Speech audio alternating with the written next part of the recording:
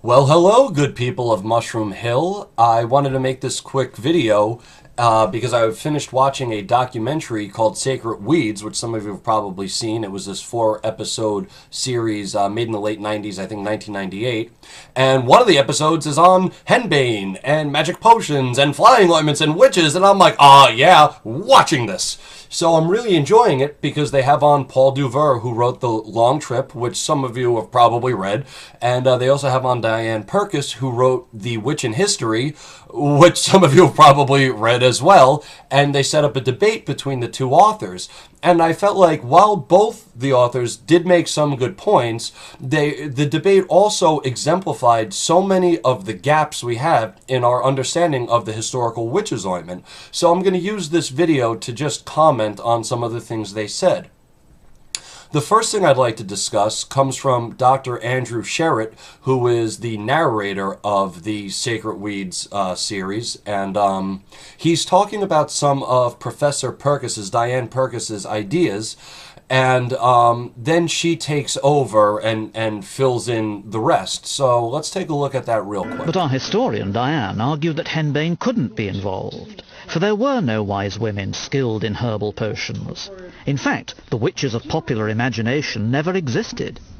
Witches, I think, were ordinary women who were disliked by their neighbours, often because they were poor and begged their neighbours for food or money. The witches that we imagine didn't even exist at the time of persecution. And if we So on that first point that's narrated by Dr. Sherritt, that's just wrong. The idea that there were no wise women skilled in herbal potions or that knew the powers of hallucinogenic drugs. I fill my book with one example after another of wise women who absolutely understood the natural powers in psychoactive drugs like mandrake, henbane, belladonna, opium, hemlock. I mean, there's one after the other after the other. In fact, the almost main character, so to speak, in my book, Matocha de Francesca, is one of the best documented wise women we have any evidence for. So I'm not sure that claim is accurate. In fact, I'll just go ahead and say it. I'm very sure that claim is not accurate. There wasn't just Matuccia. There was also Finicella of Rome. There was Lenjo fra Henbane of Styria. There was Margaretha from Germany. There was Philippa da... Oh, what was her name again? Filippa da Città della Piave. There were just so many. I mean, I give example after example after example. Now, on Professor Purkis's point, after Dr. Sherritt Dr. Sherritt stops narrating when she takes over, it's a little odd and interesting because Professor Purkis is correct. There were no witches of popular imagination, meaning there were no devil-worshipping witches, or at least there's no documentation of any, who would fly through the air and harm people and cattle and raise storms and cause trouble in the community.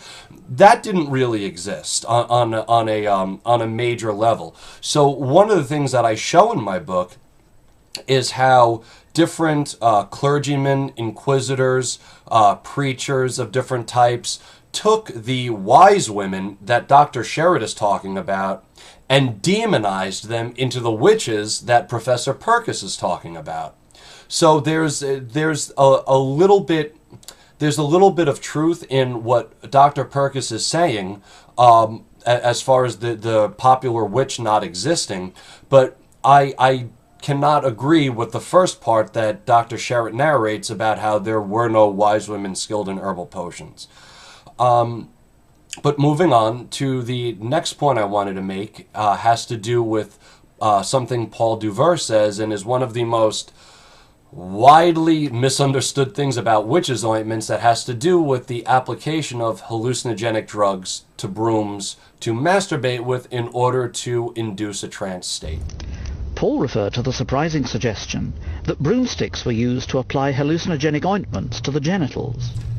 So after reading all the different trial records, sermons, inquisitorial manuals, poems of the time, just countless sources. I did not find one single mention of somebody rubbing a broom handle with a hallucinogenic ointment and masturbating with it to induce a trance. It just, people didn't deliver drugs into their bodies that way. The first time that claim appears in history is in 1973 with Michael Harrison's book. And it just isn't there. I think that Harrison offered it as conjecture, and it was picked up by Michael Harner, and he offered it as conjecture, and now in the age of the internet, everyone is just taking conjecture as historical fact. But there actually is not a single mention of this, this method of applying a drug to oneself. Now, don't get me wrong. People absolutely did use these salves for entheogenic experiences, for recreational purposes, for what we might call psychedelic experiences. I mean, they didn't call it that at the time. So people did do that, and they absolutely did deliver the drugs into the body through the vagina or the rectum. But they used their fingers or a pessary. And I go over really the lack of evidence, not just the lack of evidence for the claim of the ointment-covered broom, but I also get a little bit pragmatic about it. See, back in those days, most people, especially poor people, made not only brooms, but most of what they had, any utensil or implement, was just made from the stuff that they had lying around them and that they could find. And most brooms consisted of nothing more than a long branch that had the most leaves on it. So for those people that are, that believe that people rubbed hallucinogenic ointments on brooms and masturbated with them, they have to explain away all the splinters that would have undoubtedly poked the inner linings of the rectum or vagina, which probably wouldn't make for a very good experience, unless you're into that kind of thing. So I think we can really just close the book on the whole idea about whether or not people masturbated with broomsticks that were covered in hallucinogenic ointments.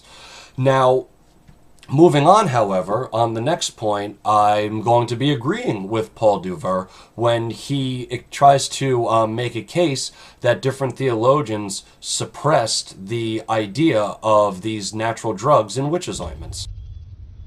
The church deliberately repressed reference to the use of henbane and other psychoactive herbs, because that took away the influence of the devil to some extent.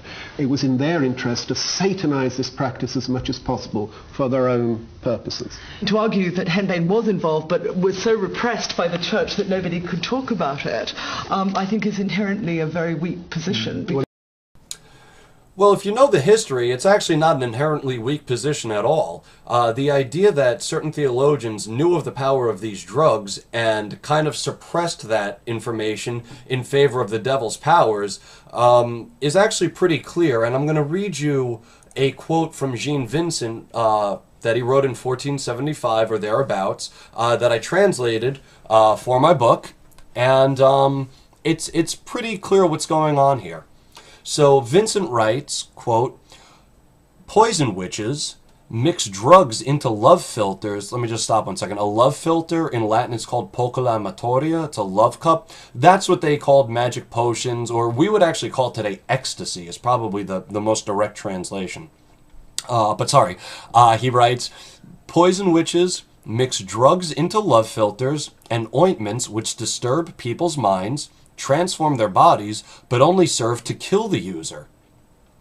They claim, the witches do, to be transported far away at night to demonic sabbats by the influence of these same drugs. The correct deduction, however, is that not one of these actions should be attributed to any natural power belonging to such drugs, but rather to the cunning of a demon. He, the demon, is the true operative cause, whereas these kinds of drugs are the secondary cause." I think that is as explicit an example of a theologian covering up the natural powers of drugs in favor of satanic trickery as you're going to find. I write about more of these in my book. For example, Nicholas Remy also writes about opium, mandrake, henbane, hemlock, and then says, yeah, we know that that stuff causes these, different illusions in the mind, but that's not what causes these people to believe it. It's really the power of the devil that does it. And I have other ones in the book. I write about the campaign to suppress this. I write about the debate in the early 1400s between certain people that thought these ointments were just drugs that caused these magical experiences, and other theologians who thought that these drugs were, the workings of the devil. So there was a whole debate going on about this that Professor Purkis just doesn't seem aware of. So if you're interested in more of this kind of history and more historical facts about the witch's ointment, check out my book, The Witch's Ointment, The Secret History of Psychedelic Magic, coming out this August, late August, early September 2015, and hope you dig it. See you around.